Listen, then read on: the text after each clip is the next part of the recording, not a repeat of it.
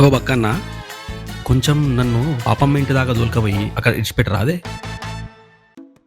పాపమ్మ, పాపం రామన్న, పాపమ్మ కొంచెం సాయం చేస్తుంది అనుకుంటానేమో. సరే, నువ్వు ఎట్లా చెప్తా అట్లా.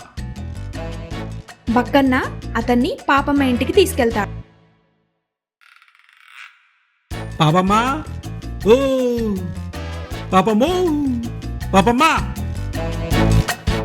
ఇక్కడేం లేదు, పో పో పక్కకు పో. పాపమ్మ, నేను గుడ్డిరామ్ని. పాపమ్మ ఇంటి నుండి బయటికి వస్తుంది. ఓ రామన్న, నువ్వా? బిచ్చగాడనుకున్నా. ఎలా ఉన్నావు? ఊళ్ళో కరువు పరిస్థితి గురించి తెలుసు కదా నీకు. వీడేదో సాయం కోసం వచ్చాడు. అవును అవును, కరువు చాలా కష్టంగా ఉంది. కానీ నేనేం చేసేది? నేను కూడా పస్తులతోనే ఉన్నా. నా దగ్గర ఇవ్వడానికి ఏమీ లేదు. లే లే, నేను పైసల కోసమో తిండి కోసమో రాలే. అయితే మరేం కావాలి? నాకు కావాల్సింది నీకు అస్సలు పని చేయదు.